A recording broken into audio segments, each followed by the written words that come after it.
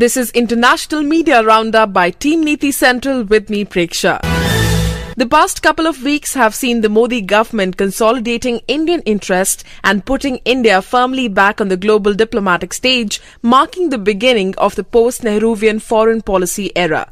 After the investment promise from Japan and the nuclear deal with Australia, the visit from Chinese President Xi Jinping is the next big thing on Narendra Modi's Asian diplomatic calendar to generate buzz in the international media. Xi Jinping coming to India skips Pakistan. In a surprising turn of events, the Chinese decided to give Pakistan a miss on this tour. How important this visit was for Pakistan can be gleaned from the fact that the two countries were to sign 38 MOUs and agreements valued at some $34 billion in Chinese investment in various sectors in Pakistan. Also, this would have been the first visit in 8 years to Pakistan by a Chinese president.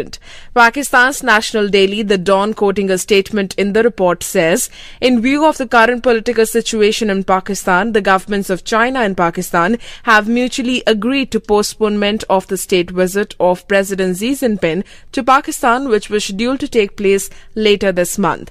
Although both sides were seen overtly stressing on the fact that they were time-tested all-weather friends and that the two countries would remain steadfast allies no matter who come to power in Pakistan, China's action reveal another story. Dwelling on the reason Xi delayed his visit to Pakistan, a report in Want China Times alluding to a commentary by Beijing-based journalist Mu Chun-san says, Beijing does not want to get involved in the ongoing conflict over there. If the protesters get what they want and incumbent Pakistani Prime Minister Nawaz Sharif is ousted shortly after Xi's visit, then China will no doubt face loss.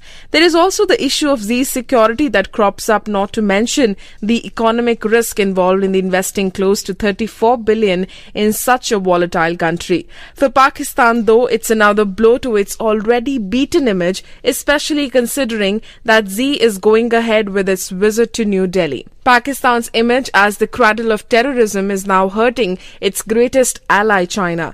China had largely remained unscathed by terror activities so far, but as Daniel Markey, a senior fellow for India, Pakistan and South Asia at the US Council on Foreign Relations in the article say that Beijing's biggest concern regarding Pakistan is the DVDs and other propaganda material terrorists are disseminating in China. Beijing has been putting increasing pressure on Islamabad to stamp out these activities. Indian leaders on terrorist list but Mamata Banerjee a good friend. According to Blitz, a Bangladesh-based media entity, Jamaat-e-Islami Bangladesh and Hifazat-e-Islam are busy compiling a list of enemies of Islam that is to be shared with Islamic State leaders. Indian Prime Minister Narendra Modi and BJP leader Uma Bharti, among others, are on the list, whereas leaders of Indian National Congress are not considered threats, and TMC leader Mamata Banerjee is considered a good friend. Nisrid Hajari, in her article that was carried by St. Augustine, opines that Narendra Modi, in order to thwart Al-Qaeda chief Ayman al-Zawahiri's call to Indian Muslims to join his recently opened franchise in India, should present himself as magnanimous and forward-looking instead of posturing for his right-wing supporters. According to the author, Modi bears a special responsibility to endorse the loyalty of Indian Muslims and assure them that they will not be targeted unfairly. In other words, her advice is Modi should continue to do what Congress has been doing so far, pander to minorities. Japan visit conflicts commentators. Jeff Kingston in the Japan Times meanwhile downplays the significance of Modi's Japan visit, basing his argument on two unfinished businesses: civil nuclear energy deal and Modi's reluctance to upgrade regular talks on foreign policy and security affairs to the cabinet level. He writes that Kitakyushu-based washlet firm Toto, however, must be upbeat about market prospects. In the sharp contrast, Alessa Iris, writing for Forbes, says that Indian Prime Minister Narendra Modi's 5-day visit to Japan was a resounding success. Writing on Japanese state-directed overseas investment tools versus their American counterparts and the latter's restraints, the author highlights the lag in American investment compared to what Japan and China are promising to bring to India. China has also promised to give India a 300 billion infrastructure loan by 2017. India infrastructure is the focus of many political and financial columns. Kenneth Raposa for Forbes quotes Mark DeMasi, a portfolio manager for the Manning and Napier, saying that we have an overweight on India now. It's one of the favorite markets because with Modi, you have a good infrastructure story playing out long term and you still have a great consumer demographics. The Modi government's commitment to free the economy further has caught Standard Life's attention. The Scottish firm that already owns 26% of HDFC Life is looking at strengthening its foothold in India. Australia wants more of India. There has been considerable thought given to the developing alliance between India and Australia, especially with PM Tony Abbott signing on the dotted line of the nuclear deal. The conversation opines that India-Australia trade has grown recently but remains 1/10 of the value of Australia-China trade. According to the report, Australia is also targeting a free trade agreement with India by 2016. Prime Minister Modi wakes up to the latent power diplomacy in Asia. Narendra Modi's proactive role in reaching out to smaller Asian nations has been duly noted by the leaders of the bigger countries in the regions.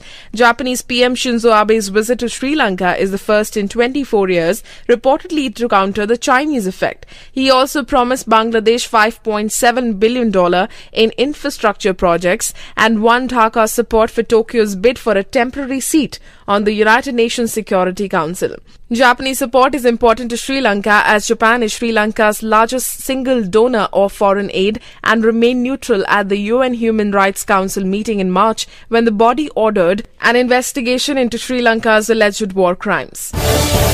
India's domestic issues attract attention. The globalist quiz carried by San Jose Mercury News took to highlighting the deplorable lack of toilet facilities in India. In a bizarre explanation that is backed by neither fact nor figure nor photographic evidence and that reeks of ignorance, it states with India's Muslims are less affected by the sanitation problem that Hindus is correct. India consists of two major ethnic groups, Hindus who make up about 80% of the population and Muslims who account for about 15%. For centuries, Hindus have been encouraged to defecate in open, far from their homes in order to maintain ritual purity. India's Muslims, on the other hand, are less likely to view in-house toilets as impure. Thus, Hindu households are far more likely than Muslim households to engage in the practice of open defecation.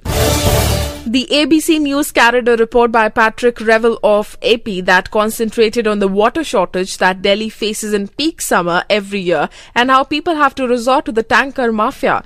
The article states that most residents have piped water for just a couple of hours a day and almost a quarter have none at all. With the leaky water infrastructure long overwhelmed by new arrivals, New Delhi is grappling with a dizzying social and environmental challenge worsened by chaotic management. For many, it is a distressing reminder of a daily reality that lags behind India's superpower dreams. We close this week's column with buzz from Italy that they want their marine back. As per an AFP report in the local, Massimiliano Latore and fellow marine Salvatore Giron are currently barred from leaving India pending a possible trial. Italy's Foreign Minister Federica Mogherini has requested the Indian authorities to release Latore on health grounds as he has been diagnosed with ischemia. Climate change, a jarring note.